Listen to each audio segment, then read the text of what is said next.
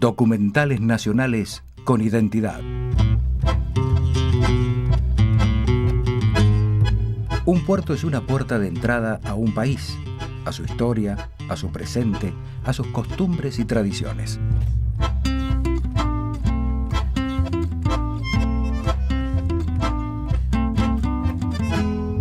Con la llegada de los españoles, lo primero que tuvimos no fue la ciudad de Buenos Aires, sino el puerto. De hecho, Mendoza, en su arribo un poco forzado en el año 1536, no logró establecer una ciudad, apenas una fortificación de lo que llamó Puerto de Buenos Aires. Recién en 1580, con la llegada de Juan de Garay, se instaló la ciudad que llamó Santísima Trinidad alrededor de la Plaza de Mayo. Pero el verdadero nombre era Puerto de Buenos Aires y Ciudad de la Santísima Trinidad, unidos en realidad por la calle Defensa, porque el puerto estaba mucho más cerca de Parque Lezama y era la calle Defensa la que utilizaban para viajar desde el puerto hasta el centro de la ciudad. Juan de Garay en 1541 primero y en 1580 después fundó Buenos Aires. De la fundación de Garay en 1580 hasta el 1800, el puerto de Buenos Aires sufrió varios ataques de piratas y corsarios, tanto ingleses como holandeses y franceses. La corona española había prohibido el funcionamiento de Buenos Aires como puerto. De todas formas, variedades de productos se comercializaban en forma clandestina. Este pequeño poblado apenas se podía abastecer y ni siquiera era un puerto atractivo para los propios buques de la corona española, que preferían ir a otros puertos o pasar a Lima directamente, en donde sí lograban un gran comercio. Por lo tanto, Buenos Aires tuvo que mantenerse durante mucho tiempo gracias al contrabando. Y el contrabando, por supuesto, se hacía de espaldas al puerto. Se evitaba la zona oficial para terminar desembarcando al sur de Quilmes o pasando Recoleta y Retiro, ¿no? De noche, allí se bajaba la mercadería. Finalmente el puerto también fue cómplice de toda la actividad de contrabando que hubo en Buenos Aires allá por el siglo XVII. En 1776 se crea el Virreinato del Río de la Plata, con capital en Buenos Aires. El puerto a veces nos dio sorpresas. Por ejemplo, en el año 1792, luego de que soplara durante un par de días un pampero muy fuerte, sobrevino una sudestada y se fue el agua del río. A tal punto que se reunieron en el cabildo para preguntarse qué era lo que había ocurrido. Y mandaron paisanos a caballo a cruzar el cauce del río que tenía apenas agua y donde se podía ver algunos barcos inclusive que habían naufragado. Fue la vez que el río de la Plata se quedó casi vacío y que el puerto desapareció. A las pocas horas, cuando volvió la corriente, todo volvió a la normalidad. En 1806 y 1807, los ingleses intentaron invadir la ciudad, pero los vecinos lo impidieron, sin la ayuda de España.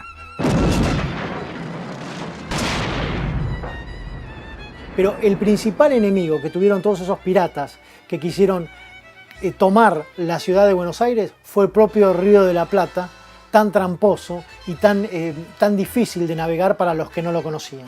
Después del 25 de mayo de 1810, el puerto pudo desarrollarse. En 1853 se inauguró el muelle de pasajeros llamado El Bajo de la Merced, ubicado entre las actuales calles Bartolomé Mitre y Juan Domingo Perón.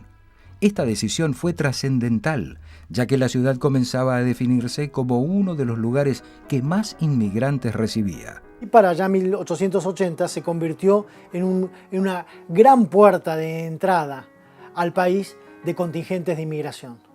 Y eso fue clave porque hubo inclusive que hacer un hotel para inmigrantes que estaba donde hoy está la estación Retiro. En realidad justamente eso era agua en aquel tiempo. El hotel estaba pegado al río y comenzó a generar un tráfico muy intenso, porque por supuesto las oleadas inmigratorias de ese tiempo coparon a Buenos Aires. Y así fue como una gran cantidad, sobre todo de pertenecientes a ciudades italianas portuarias como Génova, se acomodaron en el barrio de La Boca.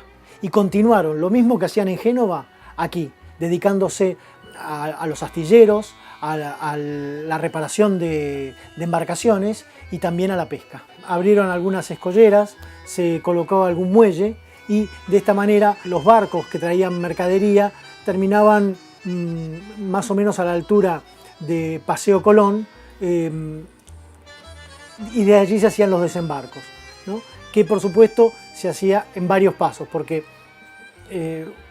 por el calado de las aguas los barcos no llegaban hasta tierra, sino que en algún caso venían en carretas desde el agua, o si no, inclusive caminando. Hubo un momento en que el crecimiento de la ciudad pedía un puerto de envergadura. Se notaba que el puerto de Buenos Aires necesitaba un cambio. Y ese cambio vino con la creación o la construcción de Puerto Madero. Fue así que en 1882 el gobierno nacional encarga al ingeniero Eduardo Madero el diseño y construcción del puerto de Buenos Aires. Siempre fue un puerto complicado el de Buenos Aires. En realidad el de Montevideo parecía ser más a gusto de los capitanes de los navíos mercantes, porque justamente tenía un mayor calado y les permitía no encallar, algo que era habitual en nuestras aguas.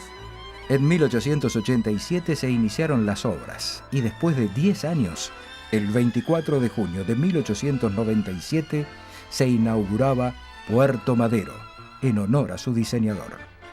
Debido al crecimiento de la actividad económica, la estructura del puerto se tornaba insuficiente. La envergadura de los barcos que se estaban construyendo no servía para ese sistema de puerto. Por lo tanto, ya para 1908-1909 comenzó a quedar en desuso. Y fue así como en 1911 se iniciaron las obras llamadas Puerto Nuevo, a cargo del ingeniero Luis Huergo. El proyecto consistió en un gran puerto con 2 escolleras y 5 espigones.